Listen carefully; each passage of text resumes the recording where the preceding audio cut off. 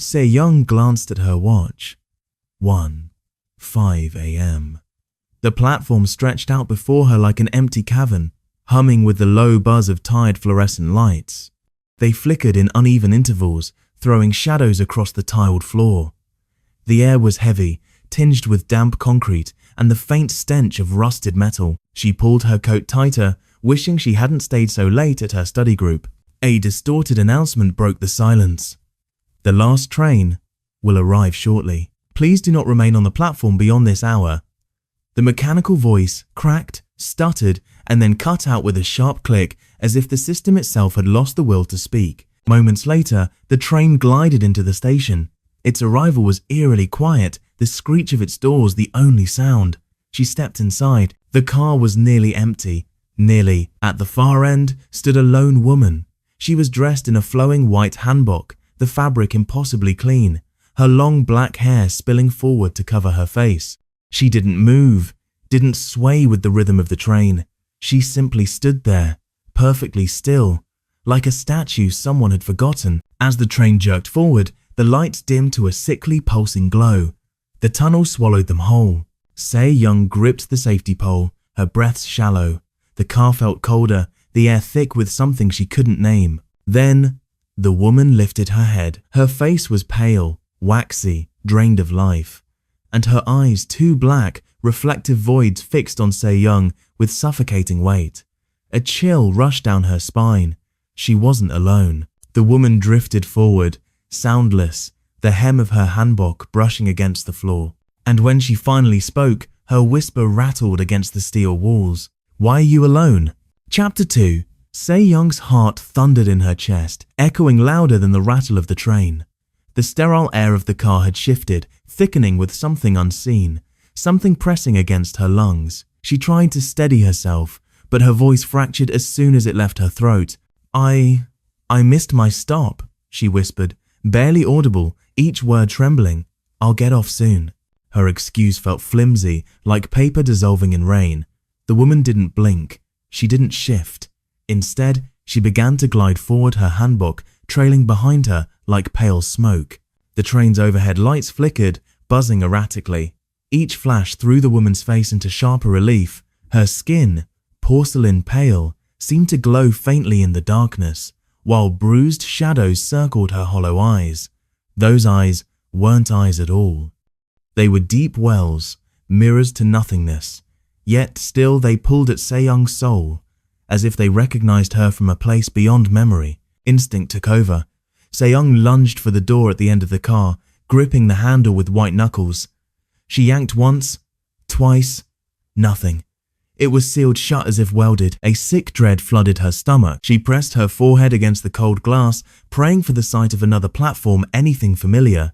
But outside, the tunnel seemed wrong. When the train slowed, there was no station name, no advertisements on the walls, only blank space. The illuminated subway map above her seat had gone dark, its lines erased, like a city that no longer existed. Her throat tightened. This can't be happening. The temperature plummeted, her breath clouding the air. Her fingers stiffened around the handle as numbness crept up her arms. Then, the woman's hiss slithered through the car. "You're not supposed to be here." The words rattled through steel and glass, reverberating into Se-young's bones. Her head snapped around. The woman was closer now, her face inches away, breath fogging the air between them. Her lips were cracked, dry, yet her voice was cold as ice water sliding down Se-young's spine. "Not after 1 o'clock." Se-young stifled a sob. Her chest rose and fell in frantic bursts, lungs refusing to fill. And suddenly she remembered. The stories, late-night warnings from upperclassmen in her dorm, whispered like cautionary tales. Don't take the last train alone. The subway after 1 belongs to the Gwaisin, the virgin ghost who walks among the living, searching for company she lost. She had laughed back then. Just old superstitions. A way to keep drunk students from stumbling home too late. But here, in this frozen tomb of a train, those tales clawed back with vicious truth. The wheels screeched against the tracks. The train shuddered violently, then plunged into complete darkness. Se-young gasped. She fumbled desperately in her bag, pulling out her phone. The screen lit briefly, only static. No signal, no clock. Just a haze of shifting lines and buzzing distortion, as though the device itself feared this place. She pressed the flashlight icon, but the phone died in her hand, its glow snuffed out like a candle. Then pressure. A hand, cold. Icy fingers slid into hers, clamping down with unnatural strength. Se-young froze, terror pinning her like a butterfly in glass. She tried to jerk away, but her body wouldn't move, her feet rooted to the floor, heavy as stone. The woman leaned in, close enough that Se-young could see her cracked lips peel back, close enough that her whisper grazed her ear like the brush of a razor blade. You shouldn't have come alone. But this time, the voice wasn't just threatening. It was mournful, wounded. Like a lament stretching across decades, the words tore through Se-young's mind. She clenched her teeth, desperate not to scream. Her vision blurred at the edges, black spots blooming like ink in water. Seconds or minutes bled into each other. Time ceased to exist in the dark. Then, in a sudden strobe of light, the train lurched violently, as if crashing into a curve that shouldn't exist. The car jolted, throwing Se-young against the pole. Her teeth rattled, her shoulder throbbed. The overhead bulbs flickered back to life, sputtering weakly. And there, inches away, pressed against the glass window, was the woman's face. Her features had warped grotesquely, her mouth stretched wider than human, lips cracking as if torn from her skin. Black tears streamed down her face in rivulets, staining her hanbok, dripping into the cracks of the floor. Her eyes bulged with grief and rage, yet her hands did not smash the glass. She only beckoned, one finger at a time, curling inward. Come closer. Se-young's stomach lurched. Her body screamed to move, to run, but her legs nearly gave out beneath her. And then, as quickly as she had appeared, the woman dissolved into smoke, her body unraveling into strands of white mist, seeping into the cracks of the car. The silence was suffocating. Se-young staggered backward, chest heaving. She hugged herself, shivering violently. The train screeched again, slowing. A chime rang out, cheerful and artificial, before the doors opened. She stumbled out, relief flooding her veins until she looked around. The station was familiar. She recognized the tiled walls, the neon signs. But something was wrong. The place was deserted. No security guards, no late-night wanderers, not even the hum of vending machines. The silence clung too thickly. Above her, the loudspeaker hissed to life. A distorted voice drawled through the static. Thank you for riding the subway. This train is not in service. The announcement looped once, then dissolved into a low hiss. Se-young's heart stuttered. She turned toward the exit. That's when she heard it. Footsteps, slow, dragging. From somewhere deep in the tunnel behind her, she froze. Then came the sound of soft sobbing, low, broken cries that seemed both distant and close, reverberating against the tiled walls. Panic consumed her. Se-young bolted down the corridor, sneakers slapping against the floor. Her bag bounced violently at her side, every breath ragged and burning. She didn't dare look back, though the sobbing followed, growing louder, closer, echoing with each step. She clung to the tiled path like a lifeline, eyes locked on the glowing green exit sign ahead.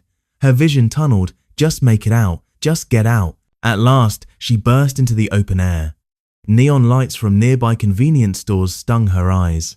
The distant thrum of late-night traffic filled her ears, overwhelming her. She spun around, gasping for air. The station entrance loomed behind her, its shutters sliding down with a quiet finality. It sealed itself shut. No trace of light from within, as though it had never existed. Se-young collapsed against a lamppost, tears streaking her cheeks, chest shuddering with every breath.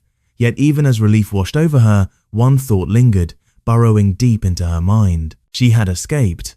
But had she truly left that presence behind? Because faintly, just faintly through the hum of the city, she swore she still heard it. The sound of a woman sobbing in the dark. Chapter 3. Se-young didn't sleep that night. Every time she shut her eyes, she saw her. The pale woman in the white hanbok, hair veiling her face like a curtain of mourning, eyes weeping black rivers. The memory clung to her skin like frostbite. She rubbed her palms together as though friction might erase the phantom chill of that icy hand that had once slipped into hers. It didn't work. Her body remembered what her mind tried to deny. Maybe it was exhaustion, a hallucination brought on by stress. She told herself this a dozen times as dawn cracked across the city, but each time her breath quickened, and that hollow whisper replayed in her skull, "You shouldn't have come alone." By midday, desperation outweighed fear. She needed proof, answers. Dragging her friend Ji-won along, Se-young returned to the subway station, its daytime bustle almost mocking the terror she'd endured. The turnstiles beeped cheerfully. Teenagers laughed, their voices bouncing off tiled walls. Vendors sold snacks just outside. Everything looked normal. But the office window, the one that handled schedules and lost and found, was closed. Not just shuttered, it looked sealed, its glass dark and unreflective. Ji-won knocked. No response. A worker passing by frowned at them, insisting there was never any such office here. Se-young blinked. She had been here last night, hadn't she? The walls felt wrong. Bare. Empty. As if someone had stripped away posters and maps that had decorated them for decades. Frustrated, Ji-won suggested asking around. That led them to a dim tea house a few blocks from the station, a relic from another era. The wooden door creaked as they pushed it open, the scent of roasted barley and incense hanging thick in the air. At a corner table sat a man in his 70s, hunched over a chipped ceramic cup. "This is Mr. Choi," the owner whispered. "He used to be a station guard back in the 80s. If anyone knows the truth, it's him." Se-young and Ji-won sat across from him. His eyes, milky with age, studied them with suspicion. "We're looking for information," Se-young said, her voice barely steady. "Something strange happened on the subway last night." At the mention of after 1A, Mr. Choi's hand trembled, spilling a drop of tea. He set the cup down slowly, his knuckles pale. "Children shouldn't dig up the past," he muttered, but then his gaze fixed on Se-young with eerie clarity. "You saw her, didn't you?" Se-young's breath caught. "In 1984, Mr. Choi began, voice roughened by years of smoke and silence. A young bride boarded the last train after midnight. She was still in her wedding hanbok, veil torn, cheeks streaked with tears. They say her groom never came for her, left her standing humiliated at the altar. She rode the subway alone, past 1 in the morning." He paused, staring at the table, as though afraid the memory itself might surface. That night, the train derailed inside a tunnel. No survivors were recovered, but her body, his voice dropped to a whisper, her body was never found. Se-young's stomach twisted. Ji-won scoffed lightly, trying to mask unease. "That sounds like an urban legend." But Mr. Choi shook his head firmly. "I was there when the wreckage was cleared. Blood, fire, debris, yet no trace of the bride. Since then, the midnight train has carried stories, passengers who vanish, stations that don't exist by day, shadows that weep in the glass. People laugh about it, but I've seen enough to stay away." After 1A, the subway belongs to her. He sipped his tea with shaking hands. She seeks those abandoned. Lonely souls left behind. She drags them with her, so she is never alone again. The tea house seemed to darken around them. Even Ji-won was silent now. Se-young's gut dropped. She had heard this story before in a folktales lecture. She had rolled her eyes back then, chalking it up to exaggerations. But hearing it now, from the lips of someone who had lived through the aftermath, it felt heavier. On their way out, Ji-won squeezed her arm. "Don't let this get in your head. Ghost stories are just ways for old people to explain tragedy." But Se-young's mind wouldn't let go. Why me? Why now? That night, she avoided the subway, choosing to walk miles back to her apartment. Every sound made her flinch: the hiss of buses, the rumble of delivery scooters, the flicker of neon lights. She didn't see the pale woman, but the guilt gnawed at her anyway. If the ghost was seeking abandoned souls, what did that make Se-young? Was she being marked? By the third night, she couldn't resist. Some invisible pull dragged her back. "This is insane," Ji-won muttered, though she had come along, loyal if reluctant. Together they boarded a busier car at 12:50 a.m., surrounded by a handful of late-night workers and dozing students. Se-young pressed herself against Ji-won, grounding herself with her warmth. Maybe being with someone would protect her. Maybe the ghost only came for the truly alone. At exactly 1 a.m., the lights flickered. Se-young's blood ran cold. She looked down the length of the car. There she was. The woman in the white hanbok stood at the far end, still as marble, her hair spilling forward in thick ropes. The passengers around her seemed oblivious, as though they couldn't see her at all. Only Se-young's eyes traced her outline, her unnatural stillness, her presence pressing against the world. Panic surged. She grabbed Ji-won's arm. "Don't move," she whispered, voice trembling. The woman didn't advance. She only lifted one pale arm, reaching for the metal pole. Her sleeve trailed like smoke. The air thickened, colder with each breath. "You came back," the voice whispered, reverberating through steel and bone. Se-young's lips cracked as she forced sound out. I'm sorry." The ghost's head tilted, strands of hair slipping aside to reveal one sorrowful eye. "No." The word echoed, stretching unnaturally, vibrating through the car. "We are two souls, both abandoned." The lights died completely. The car fell into an abyss of cold. Se-young felt herself untether, weightless, as though suspended underwater. She reached for Ji-won's hand but found nothing. Her chest constricted. The silence was unbearable, thick with unseen presence. When the lights flickered back, her blood froze. Ji-won was gone, her seat empty, her bag, her scarf, everything vanished as though she had never been there. Se-young staggered to her feet, eyes darting wildly. "Ji-won!" Her voice cracked, too loud in the stillness. No one answered. The woman was gone too. Only the faint echo of weeping lingered in the air, soaked into the steel walls. Se-young's heart fractured. The car swayed, pulling her toward a tunnel that felt wrong, suffocating. She couldn't bear it. With blind desperation, she shoved open the emergency lever and hurled herself into the black. Pain seared her side as she hit the gravel of the tracks. Metal screamed overhead as the train passed, wind clawing at her skin. Bruised and bleeding, she dragged herself toward the faint glow of an emergency exit. Every step was agony, her breath ragged, throat raw from shouting Ji-won's name, yet a deeper horror crushed her chest. Had Ji-won been there at all? Or had the ghost stolen her? Or worse, was Ji-won the ghost all along? Se-young stumbled into the night, the city indifferent around her. Neon lights buzzed above, traffic roared, life carried on. But she walked limping and broken, with one thought gnawing deep in her bones. She hadn't escaped. Not really. The bride was still with her, watching, waiting. Chapter 4. Weeks bled together in a haze of sleepless nights. Se-young wandered through her days like a shadow, her body moving but her soul hollow. Friends noticed her vacant eyes, the way her hand shook when subway announcements played on television. Ji-won had never returned. Not a word, not a trace. She had simply vanished into the void of the midnight train. Whispers began to spread.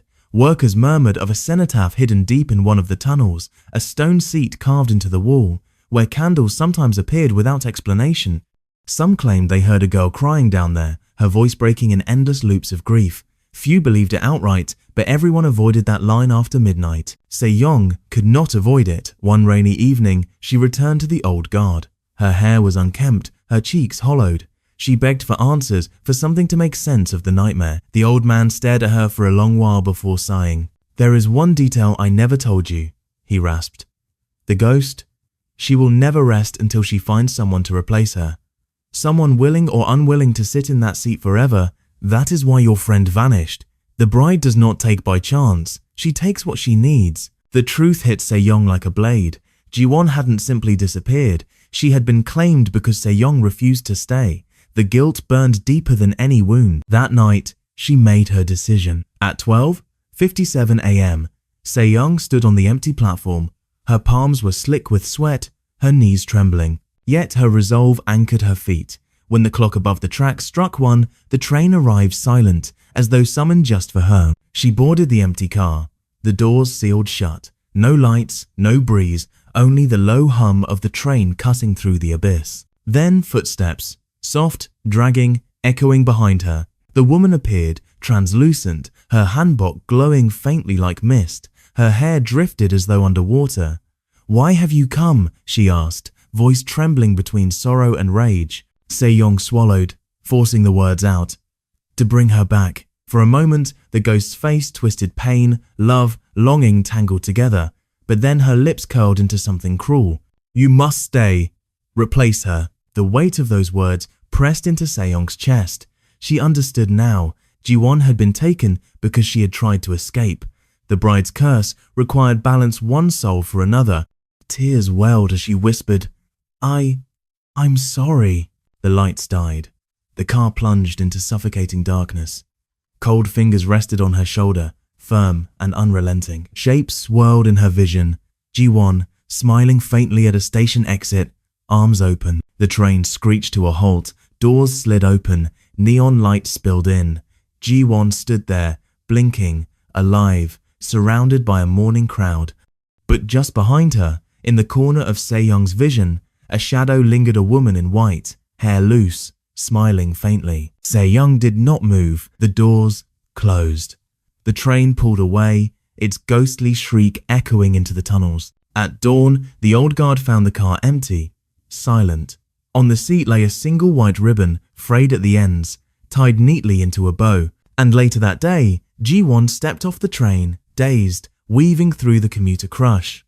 She carried no memory of midnight terror. She did not remember the trade that had been made. But somewhere, deep within the tunnels, a bride finally had her companion,